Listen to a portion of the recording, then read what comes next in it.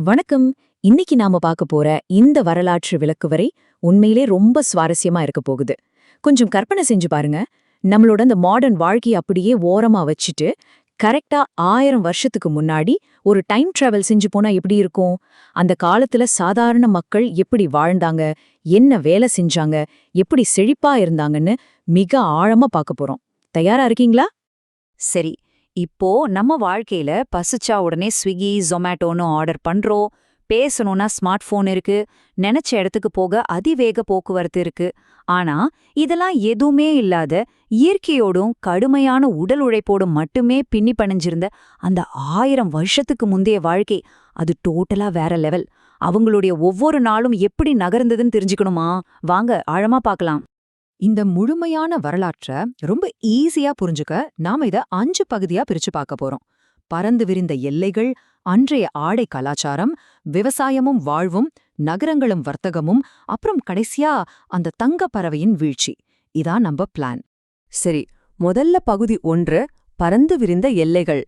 இன்னைக்கு இருக்கிற மாதிரி பார்டர்ஸ் எல்லாம் உருவாகிறதுக்கு முன்னாடி இந்த பகுதி புவியியல் ரீதியா எவ்ளோ பிரம்மாண்டமா இருந்ததுன்னு இப்ப பாப்போம். இங்க ஒரு சுவாரஸ்யமான விஷயம் என்னன்னா, இந்த காஷ்மீர் முதல் கன்னியாகுமரி வரை அப்படிங்கிற வார்த்தையெல்லாம் ரொம்ப சமீபத்துல வந்ததுதாங்க. 1000 வருஷத்துக்கு முன்னாடி India, Pakistan, Iran, Afghanistan, Burma இது எல்லாமே ஒட்டி இருந்த ஒரு மாபெரும் நிலப்பரப்பு.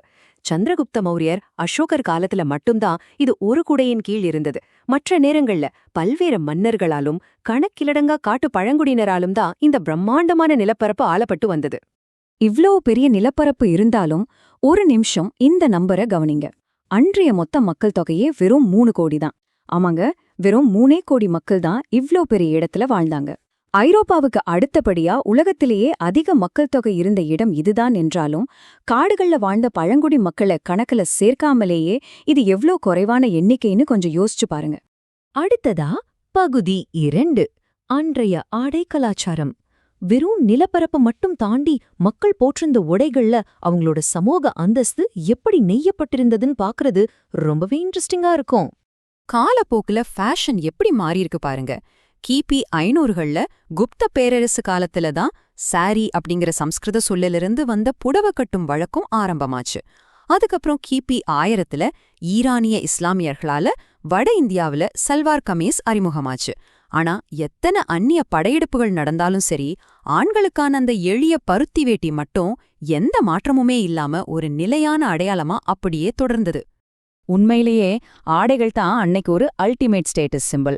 பணக்கார வீட்டு பெண்கள் சீனாவிலிருந்து இம்போர்ட் பண்ணப்பட்ட பட்டு புடவைகளையும் விலைமதிப்பற்ற நகைகளையும் அணிஞ்சிருந்தாங்க. ஆனா சாதாரண உழைக்கும் மக்கள் அவங்க ரொம்ப சிம்பிளான பருத்தி ஆடைகளை தான் உடுத்துனாங்க. வயசான பெண்கள் வெயில்ல இருந்து தப்பிக்க தலையில ஒரு துணியை கட்டியிருப்பாங்க. அன்னைக்கு இருந்த ஆண்கள் எல்லாருமே மீசை அல்லது தாடியோட தான் இருந்தாங்க. குழந்தைகளுக்கெல்லாம் ஓரளவுக்கு வளர்ற வரைக்கும் பெருசா ஆடைகள் அணியிற வழக்கமே கிடையாது. அடுத்த பகுதி 3, விவசாயமும் அன்றாட வாழ்வும்.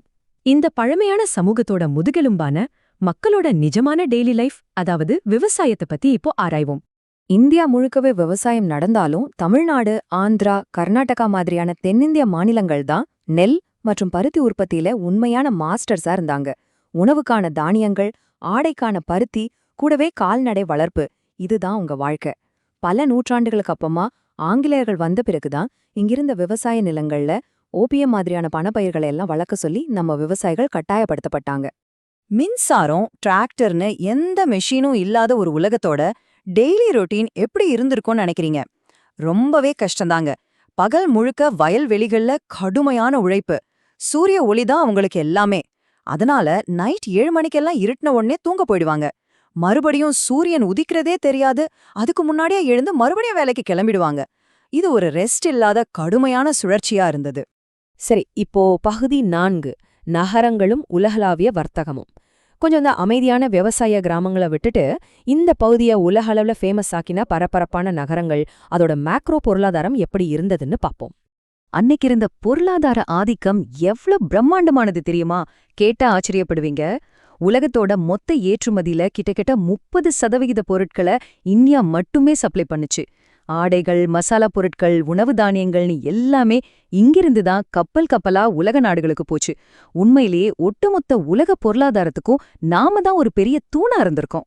இந்த அளவு கடந்த செல்வமும் தன்னிறைவும் தான் நம்ம பகுதிக்கு தங்கப்பறவை அப்படிங்கிற ஒரு புகழ்பெற்ற பேரையே வாங்கி கொடுத்தது. மதுரை, தஞ்சாவூர், டெல்லி, வாரணாசி மாதிரியான நகரங்கள்னா பெரிய குளோபல் பிசினஸ் சென்டர்ஸா இருந்தது. இந்த செழிப்பை பார்த்துதான் கிராமப்புற உழைப்பாளிகள் எல்லாம் நகரங்களை நோக்கி வர ஆரம்பிச்சாங்க. மக்கள் பணத்தை விட அவங்களுக்கு தேவையான பொருட்களை கொடுத்து பண்டமாற்று முறையில ரொம்ப ஈஸியா தங்களுக்கு வேண்டியதை வாங்கிக்கிட்டாங்க. வியாபாரம் என்னமோ உலக லெவல்ல நடந்தாலும் தனிப்பட்ட மனுஷங்களோட வாழ்க்கை ரொம்பவே லோக்கலா தான் இருந்தது. ஒரு சாதாரண மனுஷன் தன் வாழ்நாள் முழுசுமே அதிகபட்சமா 100லேருந்து 1500 கிலோமீட்டர் வரைக்கும் தான் பயணம் செஞ்சான். பெரும்பாலும் நடக்கிறது தான் அவங்களோட பயண முறையா இருந்தது.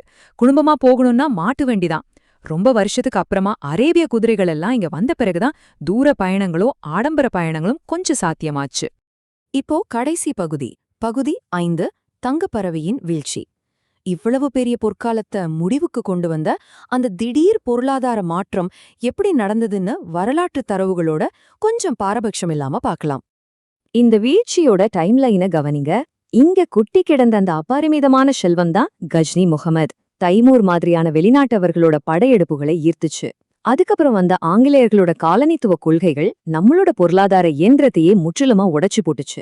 வரிகள் பல மடங்கு அதிகமாச்சு, மக்களோட உழைப்பு இரட்டிப்பாக்கப்பட்டுச்சு. ஆனா அவங்களுக்கான கூலி மட்டும் ரொம்ப குறைக்கப்பட்டுச்சு. இதோட விளைவு, உலகத்துக்கே ஏற்றுமதி செஞ்ச அதீத செல்வ செழிப்போட இருந்த ஒரு நிலம் கடைசியில பரவலான வறுமையையும் கொடிய பஞ்சத்தையை நோக்கி தள்ளப்பட்டுச்சு அப்படிங்கறத வரலாற்று தரவுகள் ரொம்ப தெளிவா காட்டுது. அந்த காலகட்டத்தோட மகத்தான செல்வம், மக்களோட கடுமையான உழைப்பு, அப்புறம் கடைசியா நடந்த பொருளாதார வீழ்ச்சின்னு எல்லாத்தையும் நாம இப்ப ஆழமா பார்த்துட்டோம். இப்போ உங்களுக்கான ஒரு கேள்வி.